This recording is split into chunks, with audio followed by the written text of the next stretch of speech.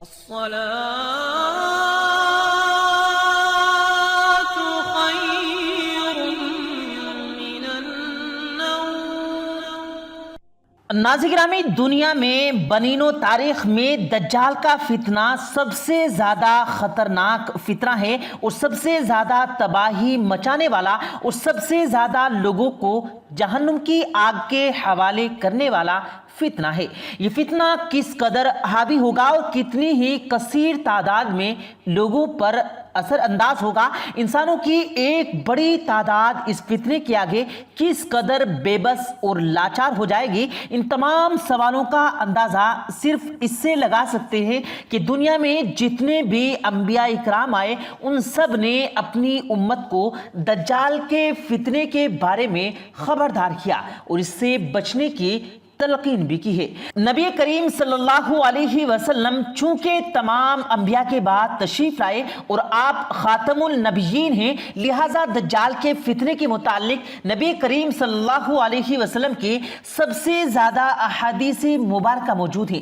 مسلمانوں کا یہ فرض ہے کہ نبی کریم صلی اللہ علیہ وسلم کی احادیث مبارکہ کے مطابق دجال کے فتنے کے متعلق غور و فکر ضرور کریں اور اللہ تعالیٰ کی ذات واحد ہے کہ جس کے بعد انسانوں کے لیے عقل خوں کا خطاب پانے والی ذات اقدس نبی کریم صلی اللہ علیہ وسلم کی احادیث کا بغیر مطالعہ کیا جائے۔ دجال سے متعلق احادیث مبارکہ کو پڑھا جائے اور اس پر غور و فکر کرنا ضروری ہے، کیونکہ انہی احادیث کی روشنی میں ان فتنوں سے بچا جا سکتا ہے اور عوام الناس کو خبردار کیا جا سکتا ہے۔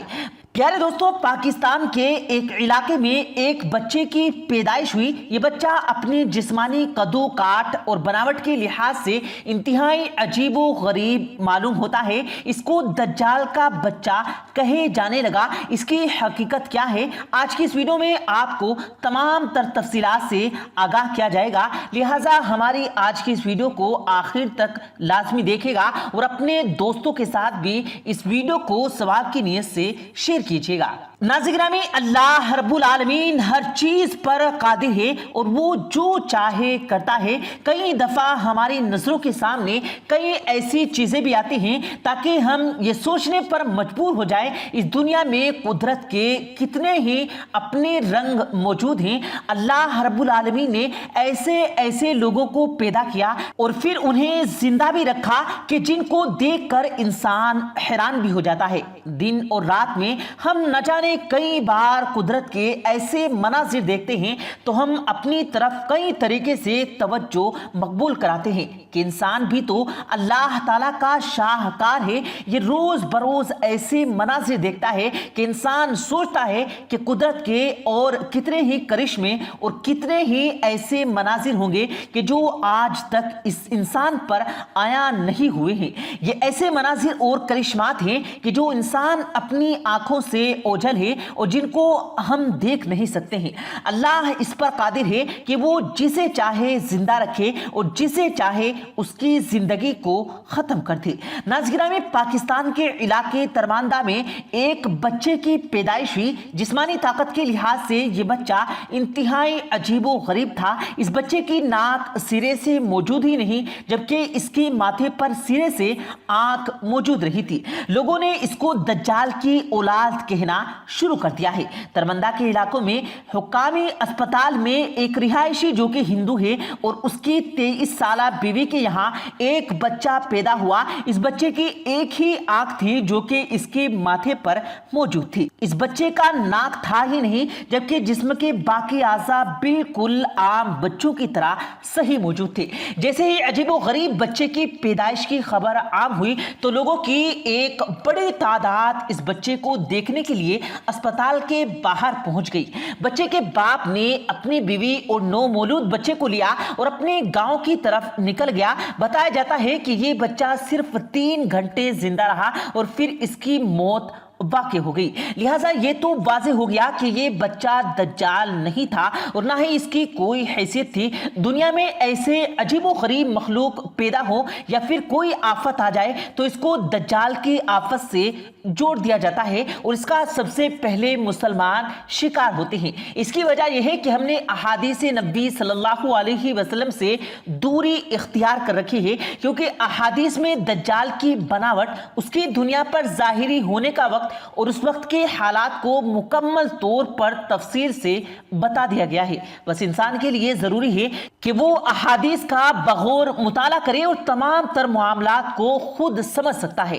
احادیث مبارکہ میں آتا ہے کہ دجال جب آئے گا تو اس کے استقبال کے لیے کچھ لوگوں نے سبز رنگ کے کپڑے پہن رکھے ہوں گے۔ بتایا جاتا ہے کہ اسرائیل کے اندر ریشم کی لباس تیار کیے جا رہے ہیں جو کہ اسرائیلی یہودی اپنے پیشوا دجال کی آمد پر پہنیں گے اور خاص طور پر اس کا استقبال کیا جائے گا۔ احادیث میں یہ بھی بتایا گیا ہے کہ دجال اصفہان کے ایک مقام سے نکلے گا اور ناظرین گرامی نبی کریم صلی اللہ علیہ وسلم کی احادیث مبارکہ ہے کہ دجال روح زمین کے ایسے حصے سے نکلے گا جو کہ مشرق میں واقع ہے اور اس کو خراسان کہا جاتا ہے۔ اس کے ساتھ لوگوں کے گروہ بھی موجود ہوں گے اور ان لوگوں کی شکلیں پھولی ہوئی ڈھال کی مانند ہوں گی۔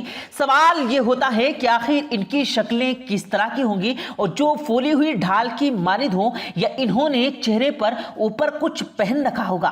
کچھ لوگوں کا تو یہ بھی کہنا ہے کہ موجودہ دور میں چہرے کے اوپر جو ماسک پہنے جا رہے ہیں ان کی مشابہت پھولی ہوئی ڈھال سے ہوتی ہے۔